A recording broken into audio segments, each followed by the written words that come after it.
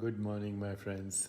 So today we continue on our theme of the greatest mystery, which is existence. So yesterday I introduced the idea of what is the greatest mystery. And what I said was the greatest mystery of existence is first, existence. Second, awareness of existence. Without awareness of existence, there is no knowing of existence. So awareness of existence and knowing of existence and existence are synonymous. That's what the phrase Sat Chit Ananda means. Sat means truth. The truth of what? Existence. Chit, awareness of existence. Ananda, limitless joy at knowing the nature of infinite existence. So to summarize what I have said previously, non-existence is not an experience, right? Non-existence is not an experience. You cannot have an experience of non-existence. You can only have an experience of existing. Therefore, if non-existence is not an experience, then non-existence, as the expression implies, does not exist. Non-existence does not exist. Now, all the fear of death is the fear of non-existence. And yet, that is not an experience. And so the fear of death is the fear of non-existence, which is not an experience. So you can never experience non-existence, therefore it doesn't exist. You can only experience existence. Does that make sense? Please let me know if what I'm saying is making sense. Non-existence doesn't exist, as the word implies, because it is not an experience. We only experience existence. We only experience existence. So, what we've dealt with so far is that there is existence, there is awareness of existence. How do we know that we exist? Because we are aware of our existence. We don't have to conceptualize existence to feel or to know that we exist. You don't have to conceptualize it. You don't have to give it a religious story, a theological story, a philosophical story, a even spiritual story, or even scientific story. Stories are models and explanations that humans give to the experience of existence. So without the story, you still exist. And there is the knowing of existence. But we want to go a little deeper today, because we're saying the greatest mystery of existence is not existence, not even the awareness of existence. But here we go. Who or what wants to know the answer to this mystery? Who or what wants to know the answer to the mystery? Why is there existence? What is the explanation of existence? How come I am aware of existence? And most important, who or what is asking the question of existence? Because if there was no one to ask the question, everything would be irrelevant. We can only know existence if we ask the question, what is existence? Who wants to know that? What is it that wants to know the nature of existence? What is it that wants to know the nature of the body? What is it that wants to know the nature of the mind? What is it that wants to know the nature of what we call the physical world, which actually is an interpretation of the contents of awareness, which are basically perceptual activities. So perceptual activities and their interpretations are the contents of awareness, and none of these actually is a physical entity. The contents of awareness are not a physical entity. Their interpretation is not a physical entity. But as I've said, we are reifying the limits, making concrete, R-E-I-F, reifying, making concrete the limits of our perceptual activity and calling in the objects of the universe, including the physical body and the physical world. But as we've said many times before, these are human constructs because human beings have what they call explanatory power. So we like to explain things, and we come up with explanations for both existence, awareness of existence, and even we come up with explanations as to who is asking this question. The answer, of course, is you are asking the question. You are asking this question. You, whatever that entity is, I am, is asking the question, am I the body? Or am I the changing experience of the body? Am I the awareness in which the body is a changing experience? Am I the mind? Or am I the awareness in which the mind is a changing experience? Am I thoughts? Or am I the awareness in which thoughts come and go? Am I perceptions? Or am I the awareness in which perceptions come and go? Am I the questions? Or am I the awareness in which the questions come and go? So the very fact that I can ask these questions means that I want to know. I is the knowing element in every experience. And I is awareness, which has no borders, doesn't weigh anything, doesn't have any shape or color or form or sound, but it is the source of all of that. The source of perceptual activity, whether it's sound or sensation or taste or smell or texture or colors or shapes or forms, all of that is happening in an awareness which has no form and actually is just a phenomenon. Awareness is modifying itself as the experience that we call mind, body, and universe.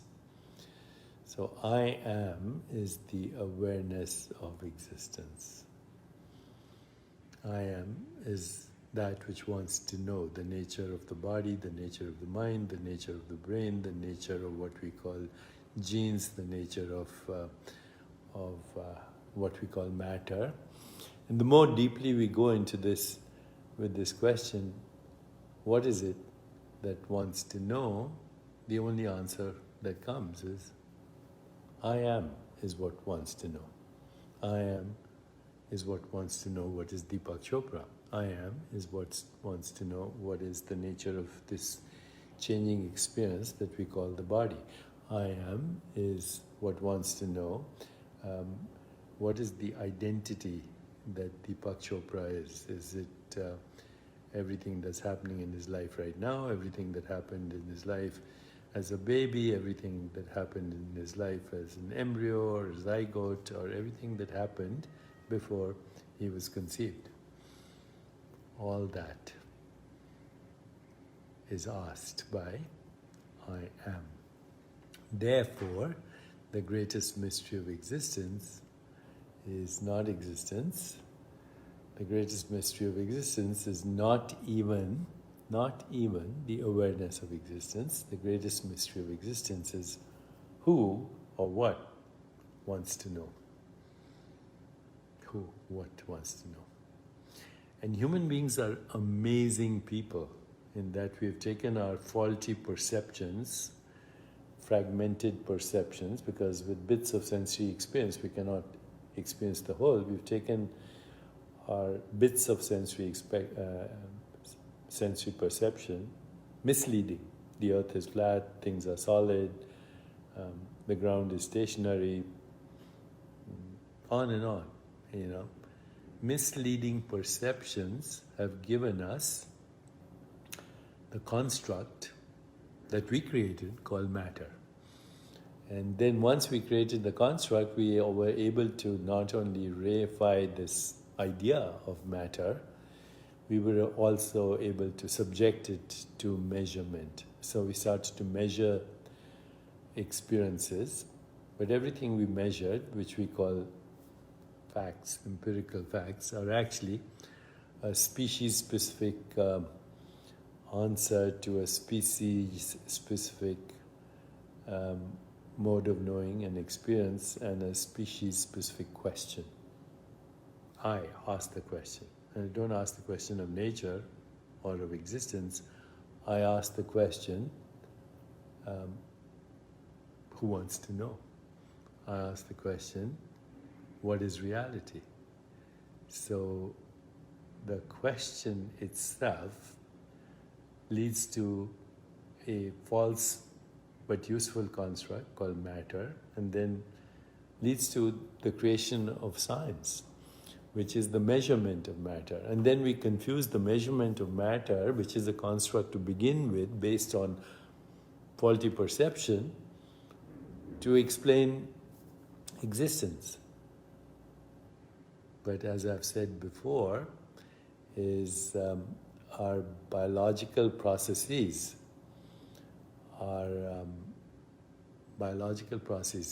cannot explain first-person experience. And that's all we have. First-person experience is how we start. And there's no biological explanation for first-person experience. The brain doesn't create first-person experience because the brain itself is an experience.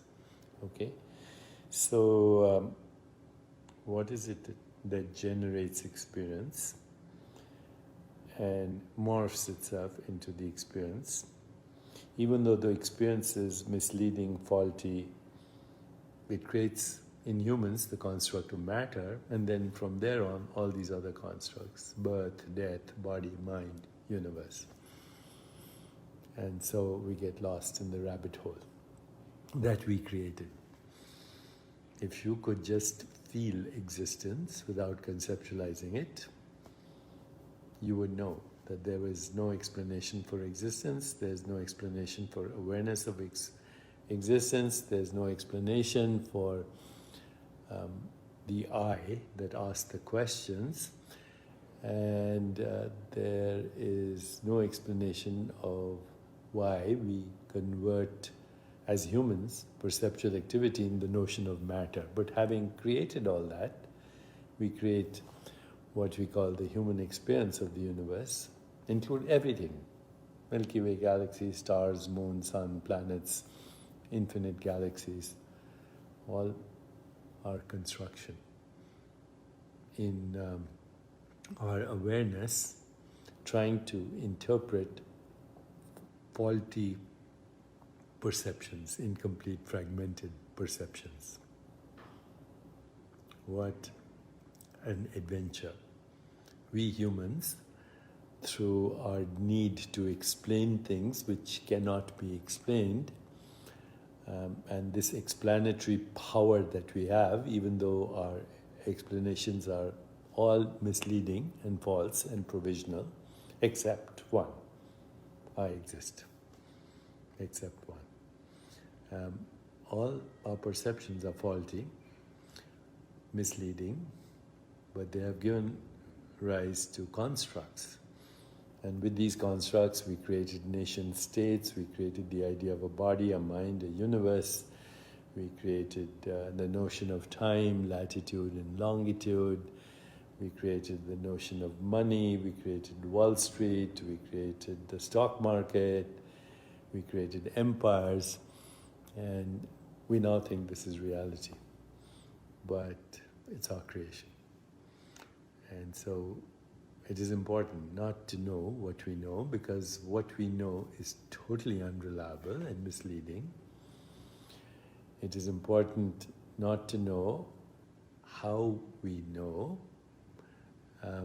It is just enough to know